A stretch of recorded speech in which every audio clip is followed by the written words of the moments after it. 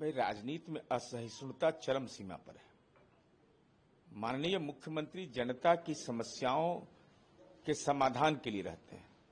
वैचारिक असहमति हो सकती है, इसका पूरे तौर पर कानूनी अल्ट्रासाउंड किया जाए इन अभियुक्तों का। कौन है ये लंपट जो लोकतांत्रिक मूल्यों पर हमला कर रहा है?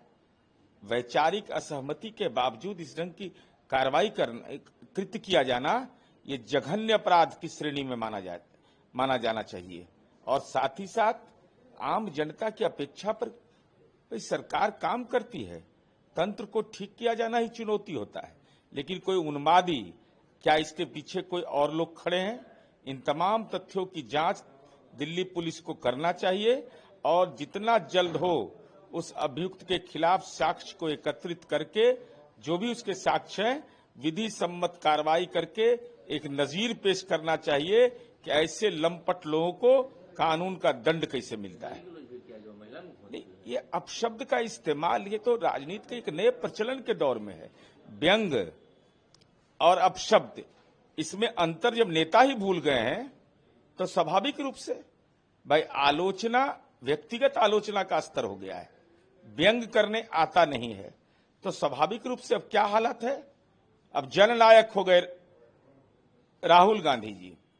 जननायक कर्पूरी ठाकुर के विरासत को दफना देना है, तो ये क्या है?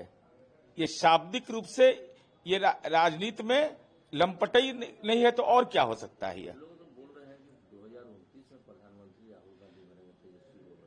माननीय तेजस्वी यादव 2029 में राहुल गांधी जी को प्रधानमंत्री का उम्मीदवार इसलिए घोषित कर रहे हैं कि उनको पॉलिटिकल ड्राइविंग सीट पर बैठा दिया गया है, तो ड्राइवर हो गए हैं राजनीतिक। तो राजनीतिक ड्राइवर तो ख्वाब देखते रहता है और उनकी अपेक्षा वो राजनीति का बटर लगा रहे हैं, मक्खन मालिश कर रहे हैं, टीएमटी कर रहे हैं, ताबड़तोड़ मालिश कर रहे हैं कि हमको महागठबंधन का नेता बना दो। कारण यही है। और 2029, अरे अभी भविष्य कहाँ देख रहे? कौन भविष्य वक्ता है? और भी तेजस्वी यादव दिखवा रहे हैं। इनके पापा तो भविष्य देखते रहे 2005 से, तो आज तक के राजनीति के नेपथ्य में चले गए। अब तो राजनीति के जकड़न में वो कैद हो चुके हैं। बिल आ रहा है केंद्र में, जो सीएम हो या पीएम, अगर आरोप साबित तो पद छोड़िए। नहीं, बिल्कुल यह समीचीन है। लोकतंत्र लोकलाज से चलता है, लेकिन लोकलाज खत्म हो गया है। भाई, दिल्ली के मुख्यमंत्री अरविंद केजरीवाल पर आरोप लगा, जेल से सरकार चली। ये तो उदाहरण है। सत्येंद्र जैन वहां के माननीय मंत्री रहे, जेल में रहे। इसके अलावा बिहार के अंदर में भी आपने देखा है कि जब चारा घोटाला में लालू जी को जेल जाना था तो ये चले गए थे सर्किट हाउस टाइप का जो स्थान था वहां, कि हम वहीं रहेंगे। और जेल मैनुअल का कैसे दुरुपयोग होता है यह भी झारखंड में देखा गया कि भाई जेल में रहते हुए और ये हॉस्पिटल आ गए रिम्स। तो ऐसी स्थिति में जनप्रतिनिधियों पर नियंत्रण किया जाना आवश्यक है। अगर भ्रष्टाचार के आपराधिक मामले, गंभीर आरोप लगते हैं, आप जेल प्रवास करते हैं, तो निश्चित रूप से इस संबंध में जो बिल आ रहा है, हम समझते हैं कि यह स्वागत योग्य कदम है। गौरव को कोई बोल रहे हैं कि जो बिल लाया जा रहा है, ये मेन मुद्दा जो है उसको भटकाने की साजिश है। अरे एसआईआर तो बहाना है, जननायक कर्पूरी ठाकुर को निपटाना है। यह तो चुनाव आयोग के बीच का मसला है और सीएसडीएस ने तो सारी चीजें स्पष्ट कर दी।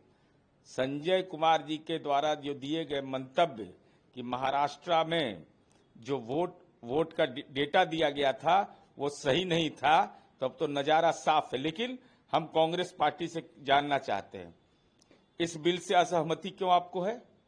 क्या आप यह चाहते हैं कि अपराधी, गुंडा, भ्रष्टाचारी अगर वो जनप्रतिनिधि हो गया और अगर वो जेल गया तो उसके मंत्री पद पर बरकरार रहे? डॉक्टर भीमराव अंबेडकर ने तो कभी सपना में नहीं सोचा था कि ऐसे दिन भी आएंगे इस देश के अंदर में कि राज्य का मुख्यमंत्री जेल में रहेगा, कोई पार्टी का राष्ट्रीय अध्यक्ष सजा याफ्ता रहेगा। यह तो डॉक्टर भीमराव अंबेडकर ने सपना में नहीं सोचा था। आज अगर केंद्र सरकार बिल ला रही है तो इसके देश की जनता इसका स्वागत करेगी। राजनीतिक दल नहीं, देश की 140 करोड़ जनता दोनों हाथ से करतल ध्वनि से स्वागत करेगी। अपोजिशन कह रही है कि बीजेपी और इलेक्शन कमीशन पहले आपका वोटर आईडी कार्ड चोरी करेगा, फिर राशन कार्ड आप कर देगा।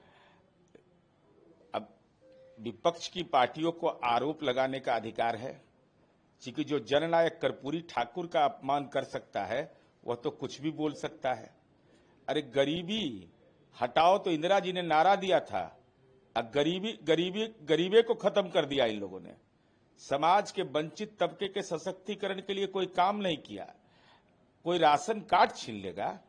अरे संविधान की जब तक प्रस्तावना है, लोक कल्याणकारी राज्य है, संविधान है, तो ये उसका हक है वोटर बनने का, राशन कार्ड लेने का, 125 यूनिट तक बिजली फ्री रखने का। उसका हक है कि वह सामाजिक सुरक्षा पेंशन लेगा, दिव्यांग पेंशन लेगा, वो राजकोष के खजाने का है। लेकिन अब जो लोग ईडी में पेश हो रहे हैं, सीबीआई के कोर्ट में जा रहे हैं, जिनका नाम और पिता का नाम लेकर के हाजिरी लगाया जा रहा है, वो राजनीति में प्रवचन दे रहे हैं। जिनका नाम में कुछ दिक्कत आ गया है, विनोद गुंजिया ने कहा कि वो लोग आधार कार्ड के लगा के अपील कर सकते हैं। देखिए, चुनाव आयोग उस काम को देख रहा है। मूल तौर पर मैं यह समझ पाया हूं कि भाई ये जो बबेला मचा है, ये राजनीतिक बबेला है। औसत तौर पर आप अगर देखिएगा तो जितने मतदान केंद्र 90,000 के लगभग में बिहार में है, तो एक बूथ पर 70 से 80 वोट का मामला आएगा। तो इतना बूथ लेवल एजेंट नहीं आपका सक्षम है उसको वेरीफाई कर सके। एवरेज में निकाल करके देखा हूं तो मुझे यह लगता है कि केवल और केवल वितंडा खड़ा करना है, इसके अलावा कोई औचित्य नहीं है। एनसीईआरटी ने रिलीज कर दिया है 3री और 12वीं तक की क्लास के लिए ऑपरेशन सिंदूर। ऑपरेशन सिंदूर अगर एनसीईआरटी के पाठ्यक्रम में शामिल हुआ है तो ये स्वागत योग्य कदम है। ऑपरेशन सिंदूर इसलिए महत्वपूर्ण है कि हमने चंद मिनटों के अंदर में पाकिस्तान में घुसकर सैन्य ठिकानों को ध्वस्त कर दिया, आतंकी ठिकानों को ध्वस्त कर दिया। तो ये हमारे सैन्य वीरों का पराक्रम है। तब पराक्रम का इतिहास नहीं जानेगा तो इन भ्रष्टाचारियों का इतिहास जानेगा। तो कांग्रेस विरोध इसलिए कर रही है, कांग्रेस चाहती है कि लालू यादव का इतिहास पढ़ाया जाए, कांग्रेस चाहती है कि अरविंद केजरीवाल का इतिहास पढ़ा जाए, कांग्रेस चाहती है कि नेशनल हेराल्ड का मामला पढ़ाया जाए। और यह पढ़ाया जाएगा कि देश के राष्ट्रीय गौरव को पढ़ाया जाएगा।